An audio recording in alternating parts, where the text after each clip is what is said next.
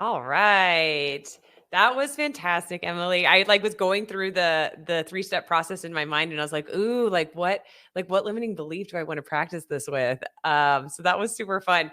And guys, we have some questions starting in the chat. We have a couple pre-submitted, so if you guys have anything on your mind, go ahead and drop it in the chat. And Emily, I wanted to start with one that we have here pre-submitted. Lawyers are good at picking out what's wrong. How do we balance out our weaknesses and not use them as evidence against gaining confidence? I think I understand the question. So if we're thinking about, it's as if they saw the presentation. That's really interesting. Because I think about this a lot. So with the first one, managing your inner critic, sometimes we talk about find the evidence to disprove it, right? Usually Mm. evidence doesn't support it. This question is almost saying, but what if the evidence does support it, right? What Right. if the evidence is I suck, I'm not good enough? Um, so a couple of responses to that. One, I'm guessing not all of the evidence really supports the fact that you suck and you're not good enough and you can't do it. Okay. So if you've got some, shitty evidence over here for that point, and some evidence over here that supports you're capable, why are we choosing this? Why are we choosing to believe that? You have two options. So you got to power through here. The choice is yours. I'm just leaving it up to you, but I guarantee there's some good stuff over here. That's the other reason that we then, number two, is talking about your strengths. So we all have weaknesses. I do. I certainly do. I've done a shit ton of self work. I've done a lot of growth. I'm sure Angela has too over the years.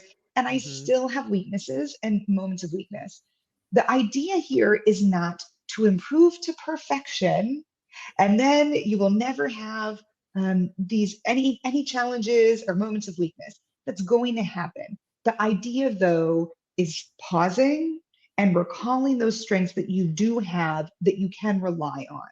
So there are a couple of different ways it can support you. One, resilience. So when things are hard, it can help you bounce back after you have that experience where you dip down and hopefully grow beyond. Um, but two, it can even buffer if you're used to recalling your strengths and you're thinking about the good stuff. That's a whole different story with gratitude practice, but you can literally rewrite your memories to focus more on the good stuff. This is part of the learned optimism idea, so that it buffers against the weaknesses and the bad stuff. And you actually don't think about it as much. It takes a lot of training, but it is possible. So I hope that answers that question. Yeah, no, that's fantastic feedback. Okay, so let's start with the questions in the chat. Do you have any affirmations you tell yourself every day that are short and easy to use when not feeling confident? Yeah, I love this question.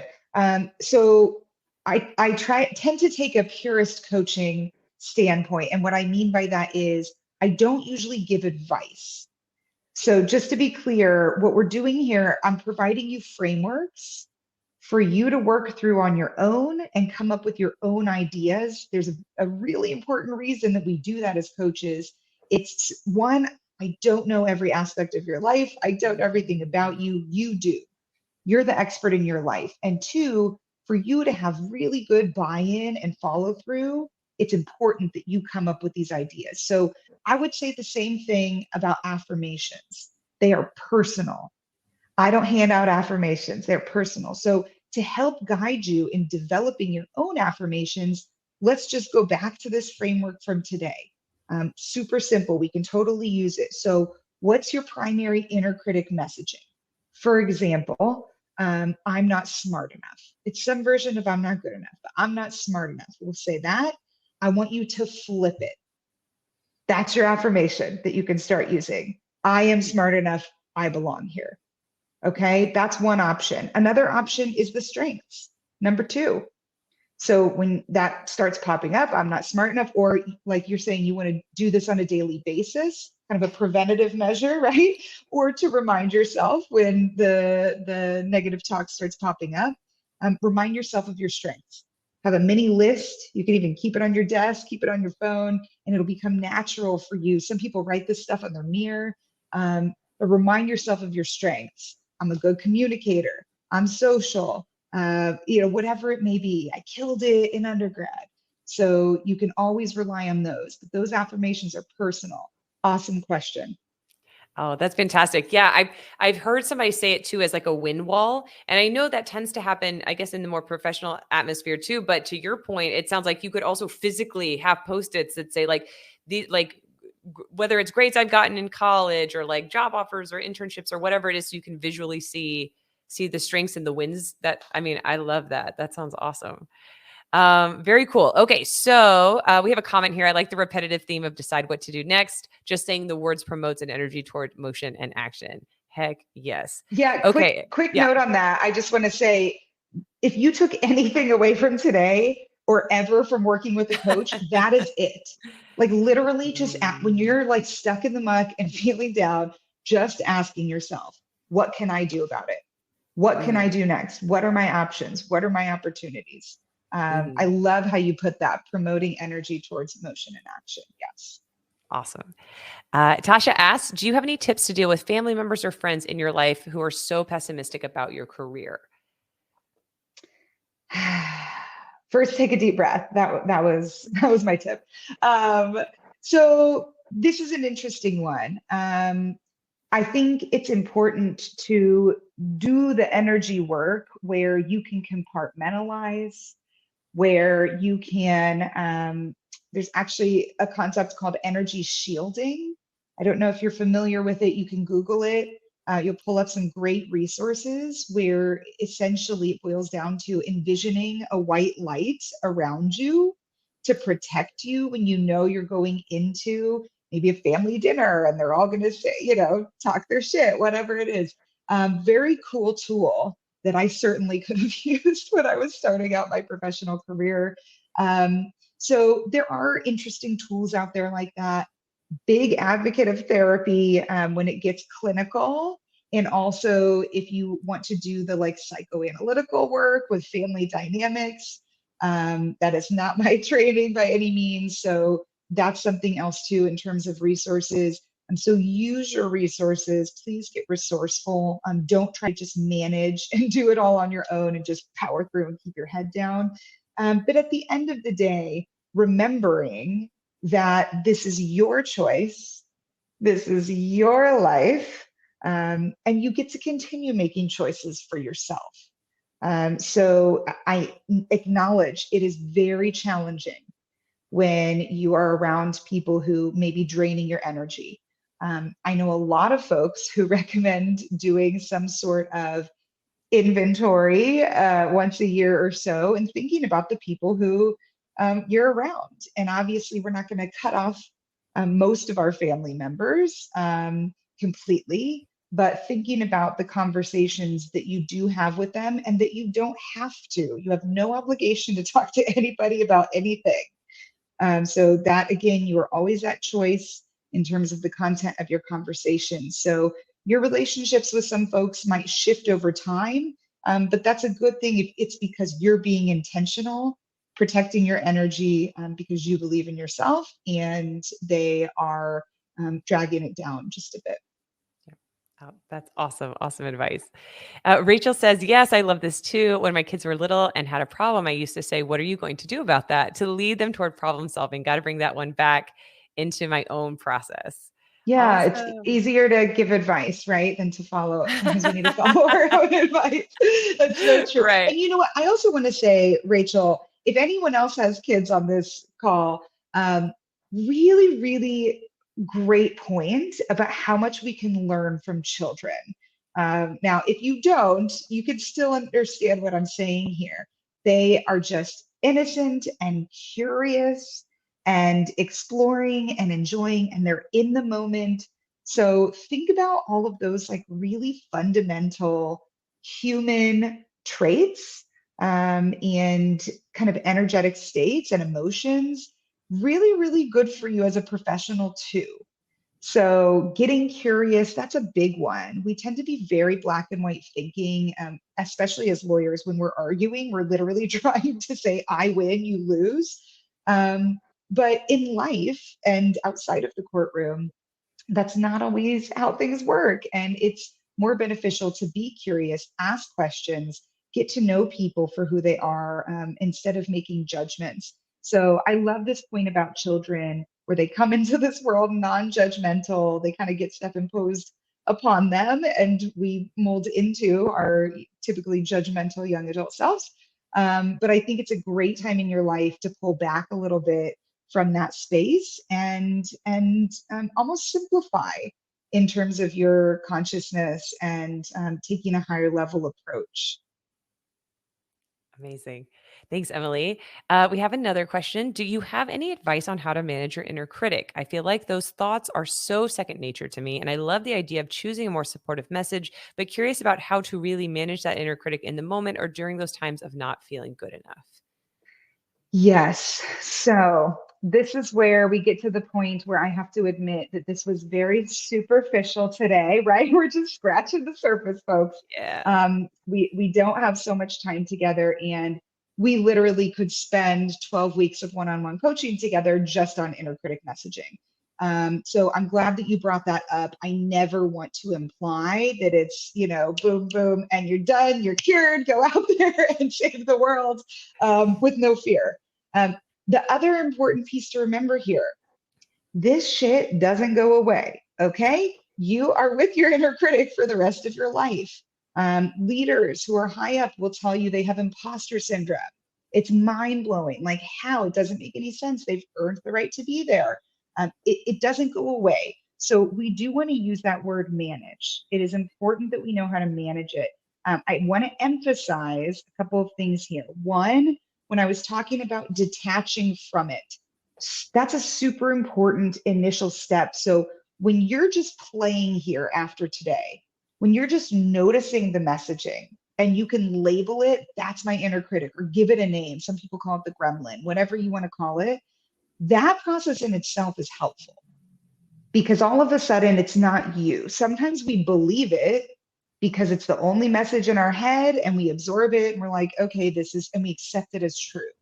So when you recognize it as the inner critic and you can separate yourself from it and even literally label it, that's helpful in itself. And this takes practice, of course, over time. So that is step number one. And again, number two, that also can take some time developing these more supportive messages. And once you have the more supportive message, like let's say, well, I am smart, I deserve to be here, you want to continue finding evidence to support that message over time. Oh yeah. Oh yeah, I did just win that case. That was great. Like Angela was talking about having some wins in a journal next to you or on post-it notes, right? To remind yourself. But it does take ongoing work for most of us and it doesn't just disappear. So I'm glad that you brought that point up. Next question. What is a question you can ask yourself to get back to your center/authentic self and being a rock star in your own mind? When you may get distracted by detours or negativity, how do you restore your focus? Oh, I mean, there are plenty of ways you could do this. A couple of things that are coming to mind. So one is thinking about when you are in flow.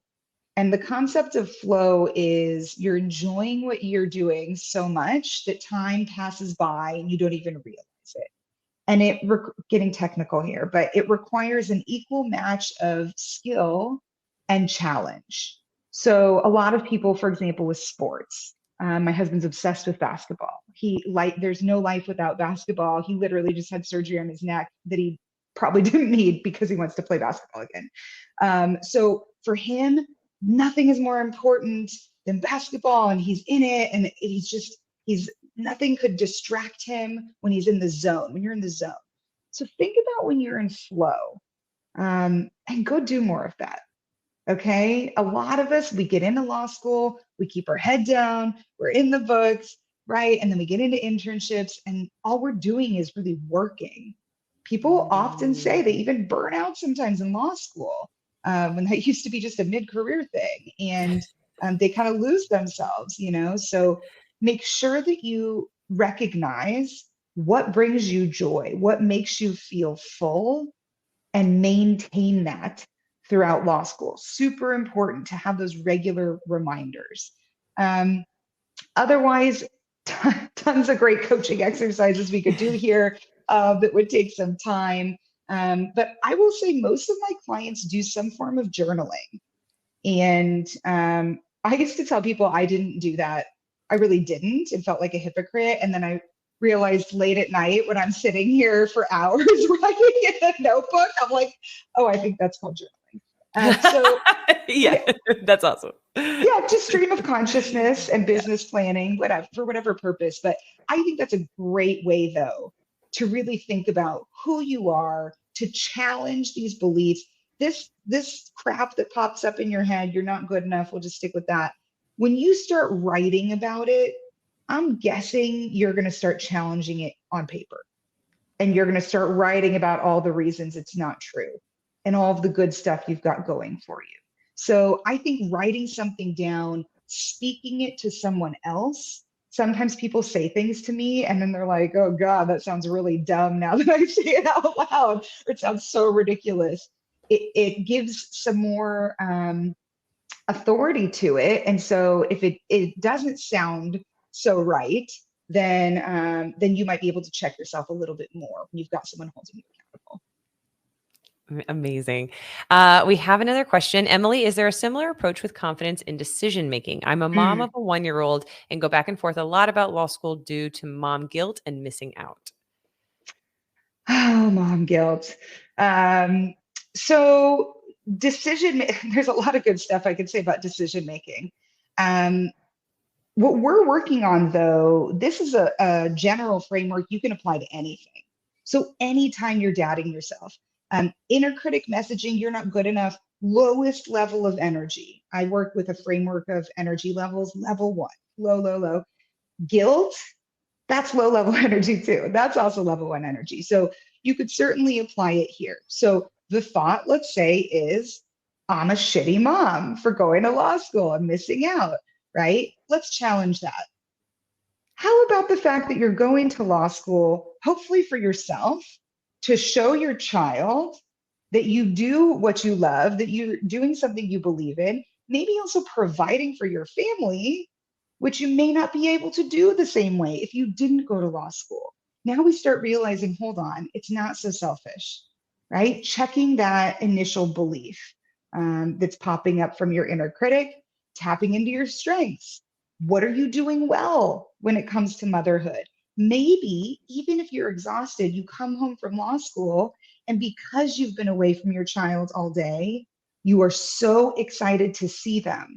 And you are a better mother and more present in those moments. And the time you spend together is always precious and meaningful, as opposed to staying home with them. And maybe we take for granted a little bit more, and we don't make sure every single moment is precious. And then choosing optimism. What's your next steps? What are you going to do about it? Okay, well, literally the guilt. Maybe I'm going to go to therapy, okay, or call my life coach if you want to tackle that a little bit more. But in terms of, compartmentalizing your day, mapping it out, what are your options? Okay, well, I can't be there all the time for the kid, but maybe I can have this particular time every night. I'm going to make sure to read a story to them and put them to bed. And yes, they are going to remember that. Trust me. On the weekends, I'm going to carve out some time, not the whole weekend, like other moms. That's what starts popping in our head. Comparisonitis. Don't do that. But I'm going to carve out some time on the weekend where I can consistently do X, Y, and Z. Okay. So you can use this framework for any type of things like this. But that's a big one that comes up. Work-life balance, work-life integration. We're all managing that. Emily, one more question for you here before we wrap up. What about fear? How do we understand it in relation to confidence? Good question. I mean, fear, there's a lot of fear that pops up for professionals. So quick note on fear. Similar ideas that we've been talking about, kind of challenging the thoughts. So fear is an emotion. We want to think about what is the thought underlying the emotion. So what are you afraid of? And a couple of different routes here. So one, again, challenging it. Like, how true is that? For example, very common where people start out in a law firm and they're like, Emily, every day I'm worried I'm going to get fired. I'm afraid I'm going to get fired every day. I check my email. Yeah. Yep. I check my email 25 times before I hit send. Like, trust me, you're going to get to this point. I feel like everyone does. So, how realistic is it if you send one shitty email that you're going to get fired? Or if you, right, if you had a weird conversation with so and so, that you're going to get fired. So, probably not going to happen. So, that's one route we do, same kind of thing, checking the reality, maybe even supporting it with contrary evidence. But the other thought is, and this is where I like to go because I'm a natural pessimist, like many of you. I'm like, yeah, but what if I do? Right? Like Right. that's a fair question because you know what? You could. Like anything's possible. So then the question is, if worst case scenario plays out, will you be okay? What resources do you have? What matters most to you in life? Most people say health, family, happiness, right? Will you still have your health? Will you still have your family? And can you find happiness and find a new job? Usually, yes to all of those. So, quick framework for handling fear. Obviously, though, I love that the question about relation to confidence. If you're managing those fears and you can say, okay, I feel better, you can continue on through your day with more confidence. Fear can definitely be a block to confidence and career success because you know the whole paralyzed by fear thing, like that's real.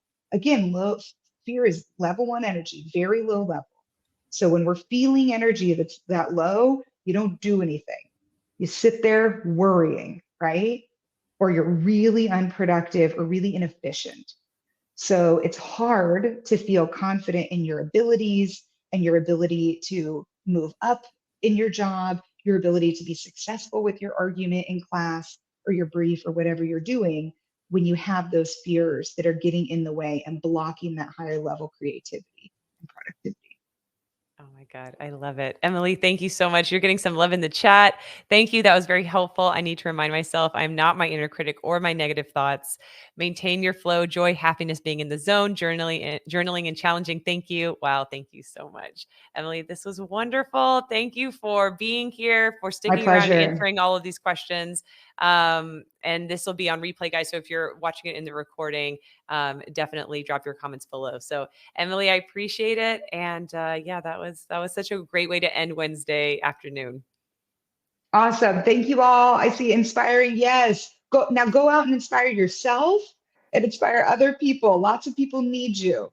So go out there. Good luck with everything. And thank you, Angela, for having me. Yeah, my pleasure. All right, guys, have a good rest of your evening. And we will see you back here tomorrow morning at 10:25 a.m. Bye, everybody.